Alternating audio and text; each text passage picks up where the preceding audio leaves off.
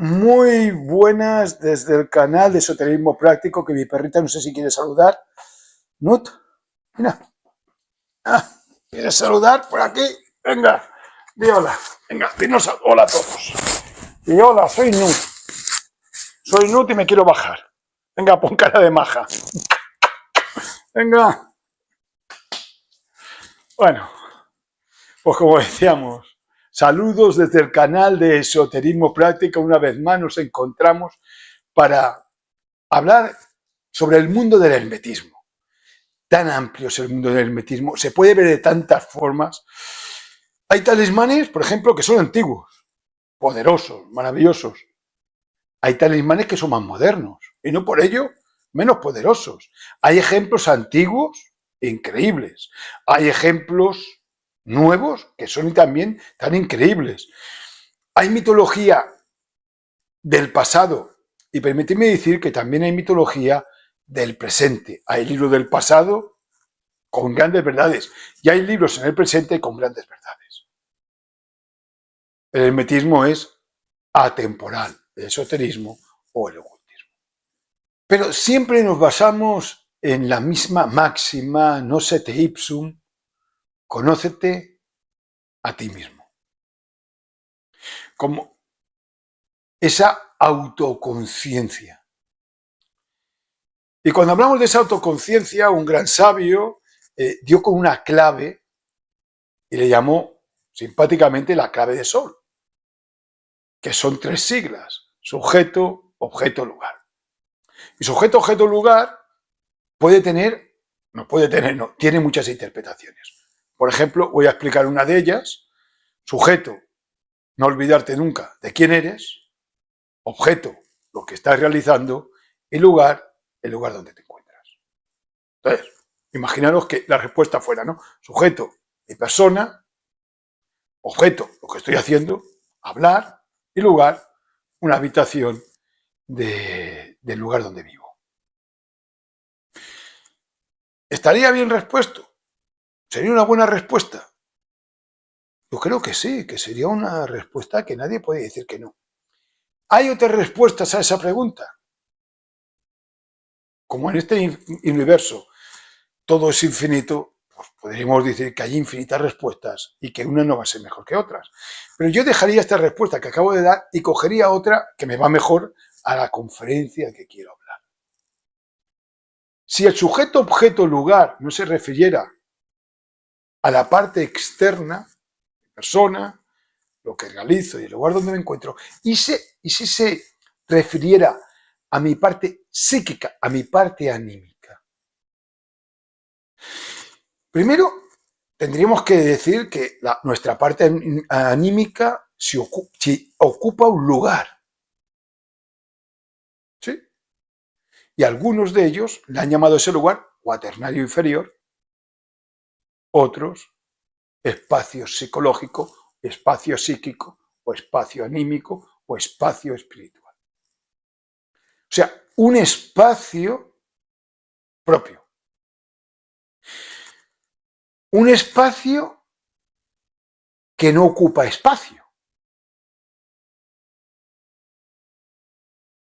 Que no ocupa un espacio tridimensional, porque aunque mi cuerpo físico no existiera, seguiría teniendo ese espacio anímico. Un espacio que ocupa más espacio en el mundo etérico, en el mundo astral, en el mundo mental, en el mundo causal, en el mundo átmico y en el mundo búdico, pero que en algunas ocasiones, como ahora, posee ese espacio, un espacio físico, y ese espacio físico ocupa un espacio físico y un tiempo, y eso que ocupa un espacio y un tiempo es el vehículo físico que tenemos. Bien. Pues bien, ese espacio psíquico, que no es visible habitualmente, no es visible, solamente es visible una parte, que es la parte física, que también tiene que ver con la parte psíquica, pero que solamente es visible una cara de ellas, existe. Y en ese espacio psíquico nos encontramos cada uno de nosotros en algún lugar, haciendo un objeto y siendo alguien. Diferentes psíquicos lo han dado diferentes ejemplos. Y a mí me gusta el ejemplo del mundo interior o de la ciudad eterna, interna, de la ciudad interna. Me parece que es un ejemplo muy bueno. Que dentro de nosotros existe una ciudad, que es nuestro espacio psíquico o el cuaternario inferior. Y que dentro de esa ciudad, esa ciudad, para que sea una ciudad, tiene que tener habitantes, un número considerable, tiene que tener edificios, tiene que tener calles, avenidas, plazas, etcétera, etcétera. Y que los habitantes de esa ciudad, que es propia, pues cada uno de ellos tiene su lugar, está organizada o, en algunos casos se diría, mal organizada. Pero algo que está mal organizado es que está organizado. O sea, que no es un caos. Un caos entendiendo un desorden. Sino que hay quizás una mala organización, quizás, o no, o hay una buena organización. Quizás hay un desgobierno o un mal gobierno, quizás se cumplen una serie de leyes que no son justas, quizás todo esto, pero que existe. Y esta ciudad hay hospitales, en esta ciudad hay comisarías, en esta ciudad hay el ayuntamiento, en esta ciudad hay edificios administrativos, en esta ciudad hay edificios de juego, etcétera, etcétera. Toda esa ciudad la hemos edificado nosotros. Está hecha de material etérico, de material astral, de material mental. Y esa ciudad, tal como es, repercute todo ello en nuestro vehículo físico. Y repercute cómo nosotros nos mostramos delante de las demás personas, supongamos que vivimos en una ciudad, y la forma en que nos comportamos nosotros como ciudadanos de la ciudad donde mora nuestro vehículo físico. Esa relación exterior-interior. Pues bien, todas esas personas que viven en nuestro interior, partes nuestras, algunas que conocemos y otras que desconocemos, tienen su protagonismo en nuestra ciudad. Y se encuentran, tienen una asociación psicológica más en algunas partes de la ciudad que en otras. Y se asocian entre ellos. Lo que tanto se ha hablado sobre la asociación egoica. Bueno, pues si no se ha hablado tanto, quizás no se ha hablado tanto porque estoy pensando en los libros y no son tantos, pero la asociación egoica. Que hay egos que son amigos y hay egos que son enemigos de otros egos. Y hay egos en los que hacen alianzas con otros egos. O sea, todo aquello, y que hay egos que gobiernan y hay egos que son mandados. Hay egos que lo pasan mal y hay egos que lo pasan bien. Y hay egos que son, faltaría más, ladrones, pero no solamente ladrones externos, sino ladrones también de nuestra propia ciudad. Y son nuestros.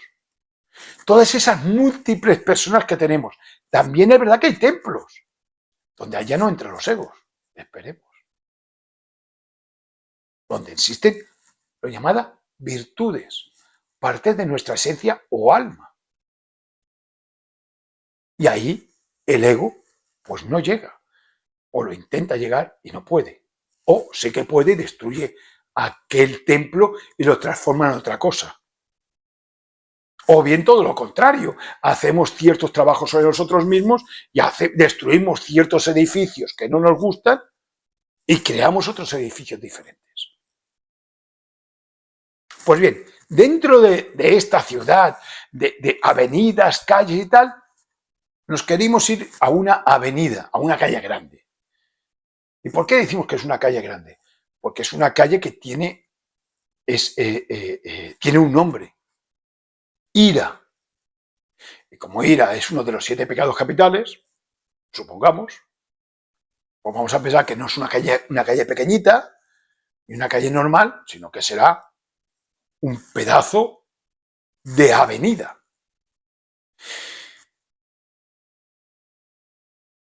Y en algunas ocasiones, acordaros, la clave de sol, el sujeto, nosotros,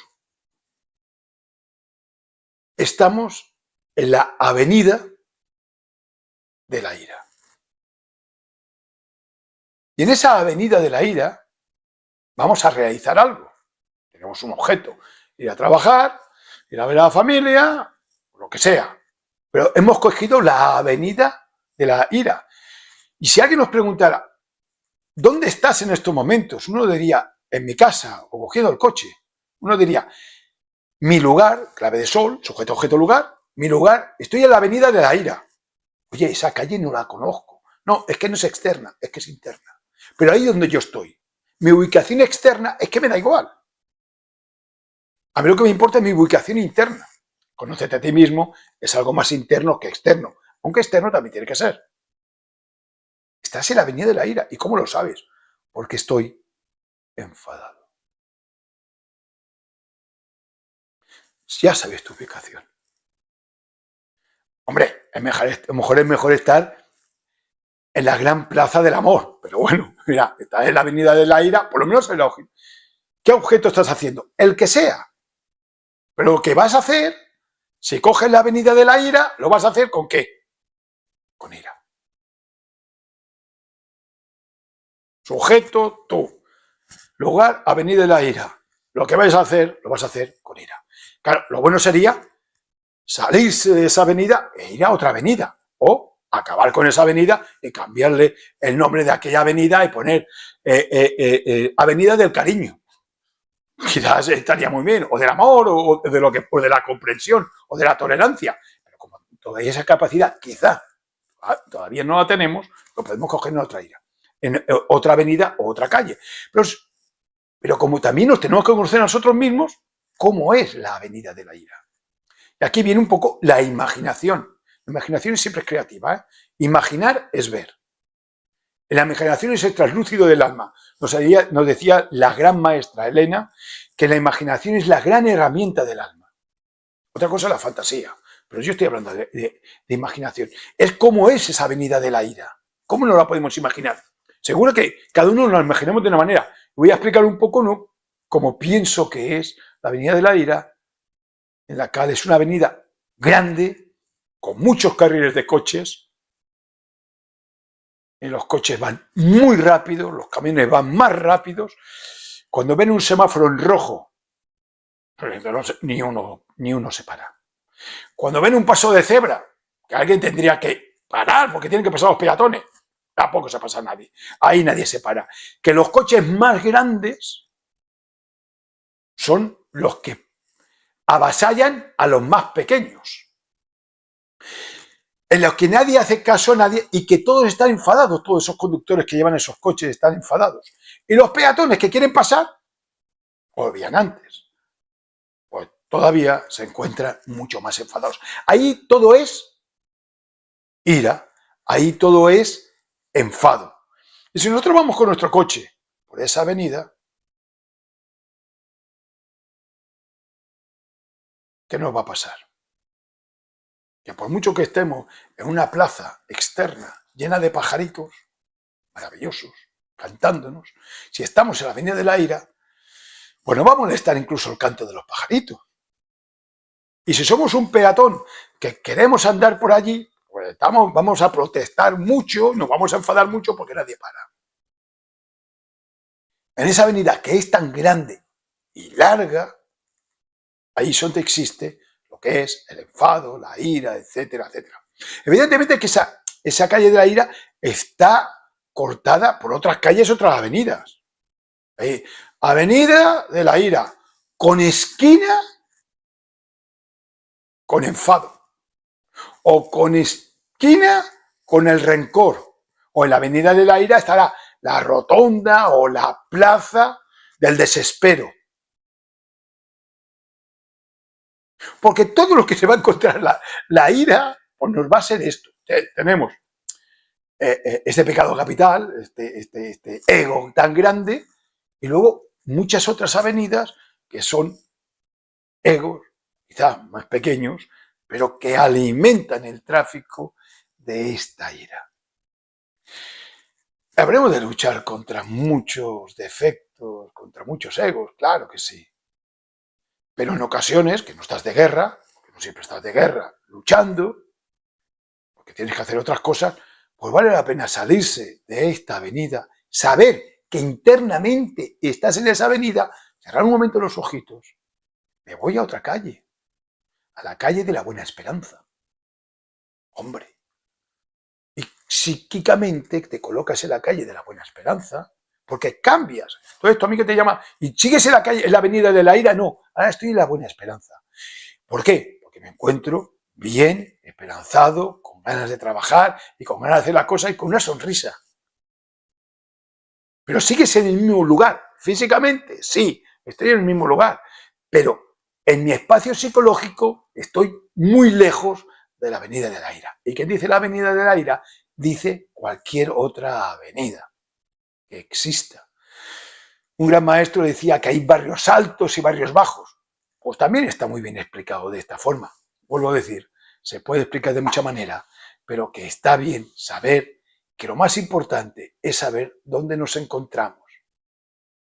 Y de una forma más interna que externa. Pues muchas gracias por vuestra atención y nos vemos en la siguiente ocasión. Adiós.